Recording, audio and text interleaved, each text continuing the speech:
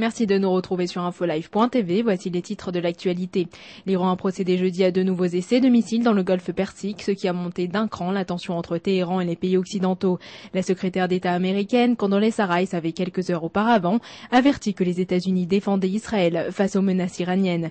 Notons que les photos envoyées à la presse et aux médias ont été vraisemblablement truquées, puisqu'elles montraient le lancement de 4 missiles, tandis que la vidéo n'en a montré que 3, le dernier étant resté au sol.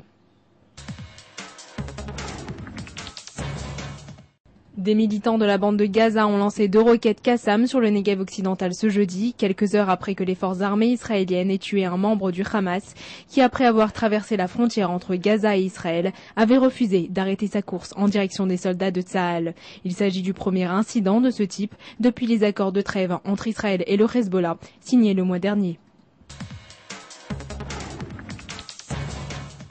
Le négociateur Yasser Abed Rabbo a déclaré ce jeudi que les Palestiniens avaient l'intention de geler les négociations de paix avec Israël si les projets de construction dans la partie est de Jérusalem n'étaient pas stoppés, ces derniers espérant établir cette région en tant que capitale de leur futur État. La construction de 3000 appartements avait été prévue par l'État hébreu depuis la reprise des négociations en novembre avec les Palestiniens.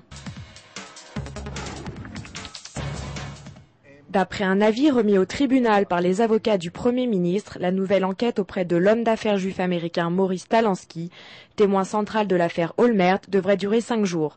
Avant d'entendre la version de Talansky, les avocats d'Ehud Olmert prendront connaissance des nouvelles données qui viennent de leur parvenir. 9 classeurs contenant les résultats des enquêtes menées par la police aux États-Unis. En réponse aux tirs de missiles iraniens qui ont eu lieu mercredi, Israël a décidé de dévoiler son nouvel avion espion destiné à recueillir des informations sur les sites nucléaires iraniens. Coûtant plus de 100 millions de dollars, il est doté d'une technologie de pointe en matière d'observation. Etam est en outre un véritable bouclier aérien protégeant les avions de l'armée de l'air de Tsahal où qu'ils soient en mission.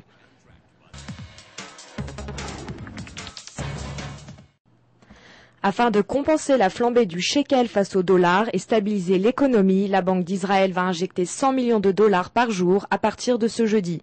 Cette décision rentre également dans le cadre d'un plan plus général qui vise à augmenter les réserves nationales en devises étrangères.